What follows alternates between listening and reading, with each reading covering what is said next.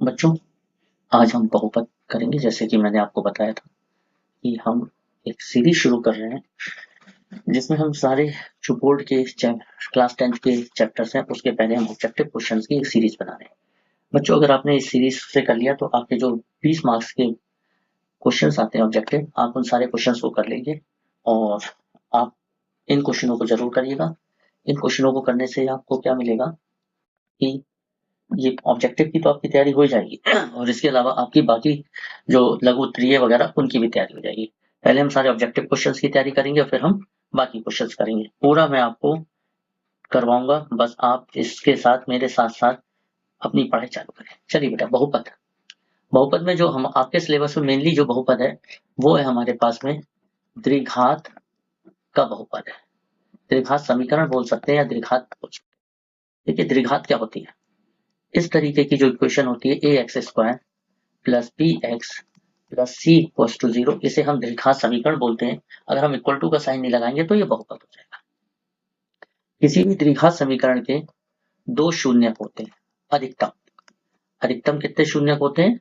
Maximum दो शून्यक होते हैं। अब बच्चों, शून्यक क्या होता है? शून्यक वो वैल्यू होती है जिसे हम समीकरण में अगर रख देंगे तो हमें उसका आंसर 0 मिलेगा। एग्जाम्पल के तौर पर, जैसे एक समीकरण है x minus one equal to 0। अगर मैं इसमें x की जगह पे 1 रख दूं तो 1 माइनस वन इक्वल टू क्या हो जाएगा? 0। तो मैं ये कहूंगा कि x equal to 1 is x minus one equal to 0 का शून्यक है। इसे एक और नाम भी देते हैं, हम मूल भी पढ़ते हैं। अंग्रेजी में हम इसको रूट्स या जीरोस पढ़ते हैं। ओके, अब देखिए, इसी ये एक हमारी द्विघात समीकरण है। तो द्विघात समीकरण के मूलों का योगफल, जैसे हम लोग अगर मान लीजिए किसी द्विघात समीकरण के मूल अल्फा और बीटा हैं तो मूलों का योगफल होता है, मूलों का योगफल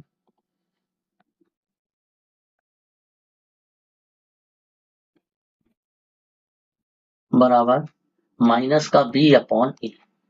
मतलब माइनस का एक्स का गुणांक बटे एक्स स्क्वायर का गुणांक। ठीक है बच्चों, गुणांक का मतलब क्या होता है? एक्स का गुणांक मतलब एक्स के साथ जो नंबर लिखा हुआ है विद साइन। अगर यहाँ पे +2 है तो +2, -2 है तो -2।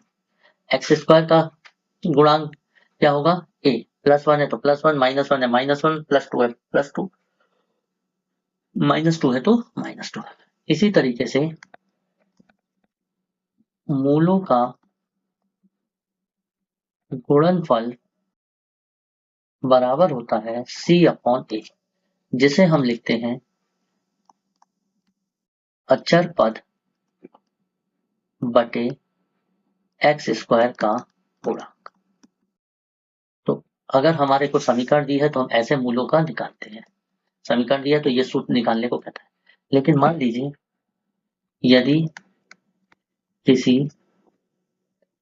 समीकरण के मूल या शून्यक अल्फा बीटा है तो समीकरण क्या होती है? समीकरण होती है x square minus alpha plus beta गुणा एक्स प्लस का अल्फा बीटा बराबर 0, जिसे हम लोग बोल सकते हैं एक्स स्क्वायर माइनस शून्यक या मूलों का शून्यकों का योगफल इंटू एक्स प्लस शून्यकों का गुणनफल। बच्चों, हम पूरी एक सीरीज बना रहे हैं ऑब्जेक्टिव क्वेश्चंस की, तो आप लोग जो है ऑब्जेक्टिव क्वेश्चंस की सीरीज को जाके प्ले लिस्ट में जाकर देख सकते हैं। चलिए, अब हम करते हैं आगे के क्वेश्चंस। तो हमारी द्विघात समीकरण क्या होती है? एक्स स्क्वायर माइनस शून्यकों का योगफल यानी 5 माइनस 3 एक्स। देखिए, मैं ऊपर जाते हुए लिख रहा हूँ, मैं चाहता हूँ आप प्रैक्टिस करें और आपका भी कैरियर का ग्राफ, लाइफ का ग्राफ ऐसे ही ऊपर जाए। 5 इंटू -3। ठीक है, तो हमारी समीकरण क्या बन जाएगी? एक्स स्क्वायर, 5 में से 3 गया 2x और 5 दिया 15। लेकिन कौन सा 15 होना है? ये होना है हमारा कौन सा 15? जस्ट अ मिनट, प्लस का नहीं है। प्लस और माइनस की गुणा कितनी होती है आप लोग अच्छी तरीके से जानते हैं।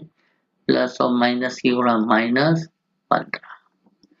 तो इसका पहले का आंसर कितना हुआ? सी। मेरे साथ साथ क्वेश्चनों को इस वीडियो से पहले क्वेश्चन समझ लीजिए, फिर दोबारा ये वीडियो चलाइए, क्वेश्चनों को नोट करिए और फिर इसको करिए। एक वीडियो को 2-3 बार देखेंगे तो आपका चैप्टर बिल्कुल पक्का हो जाएगा।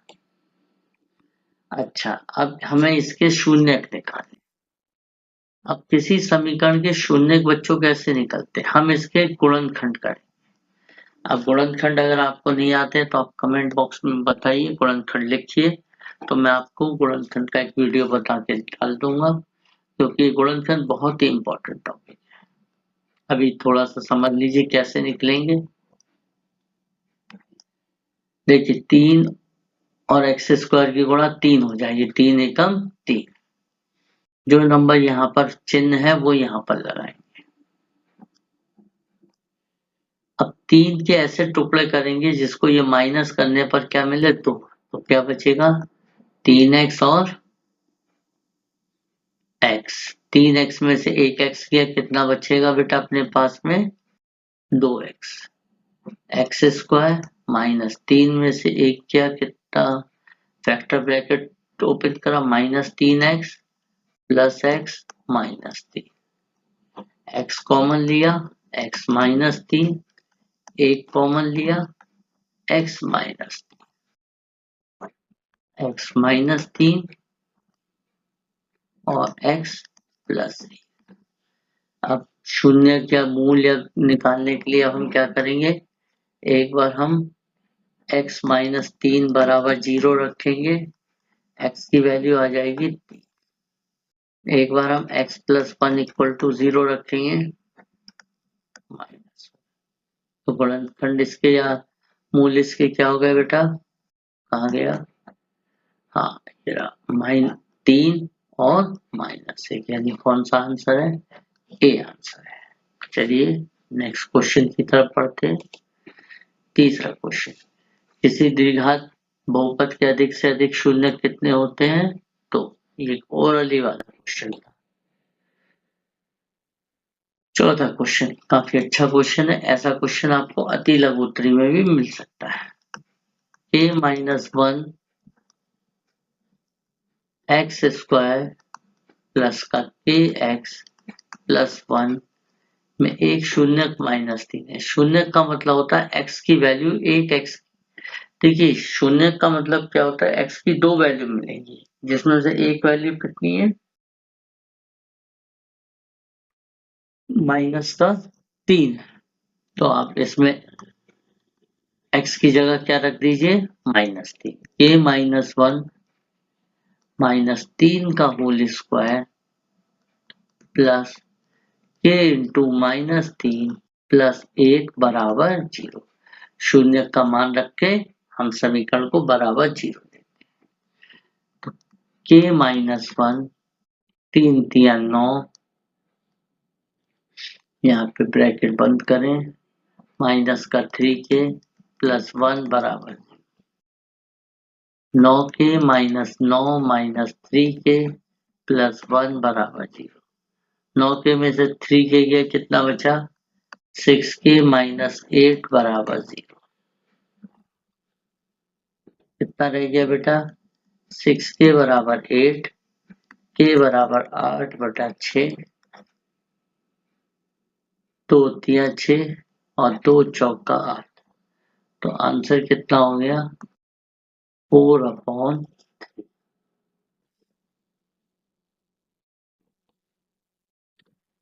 कौन सा बहुपद का आलेख नहीं, ध्यान रखिएगा, कौन सा द्विघात का आलेख नहीं है। ध्यान रखिएगा द्विघात के जो ग्राफ बनता है वो इन 4 में से एक होता है, इस तरीके से। इन चारों में से ये जो 4 ग्राफ होते हैं, ऐसी शेप बनती है तो द्विघात का होता है। तो ये देखिए ये द्विघात का है, पहले तरीके की शेप है। ये दूसरे तरीके की शेप है, ये भी दूसरे तरीके की शेप है, लेकिन ये अलग शेप। और दूसरी बात, कोई भी ग्राफ एक्स एक्सिस को, एक्स अक्ष जो सीधी ये पड़ी हुई लाइन होती है उसको हम एक्स अक्ष बोलते हैं। कोई भी ग्राफ जो होता है एक्स अक्ष को जिन स्थानों पर काटता है उतने उसके शून्यक होते हैं। तो ये कितने, और वो उतनी घात का पद होता है। इसे कितनी जगह काट रहा है, 1 2 और 3। तो ये कौन सा पद हो गया, किस प्रकार का बहुपद हो गया, त्रिघात वाला। चलिए अब अगला क्वेश्चन है हमारा, हमें निकालना है शून्यकों का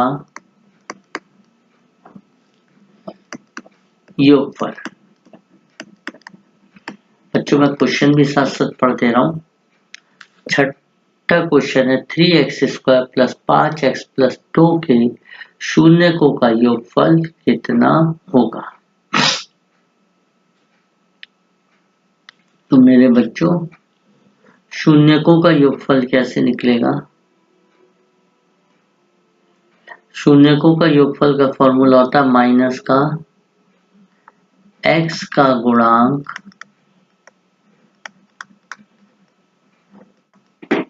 बटे x² का गुणांक।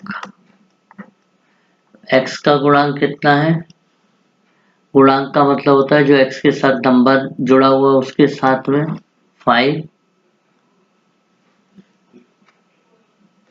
5 बटे x² का गुणांक कितना है 3। तो इसका आंसर क्या हो गया, माइनस का 5/3।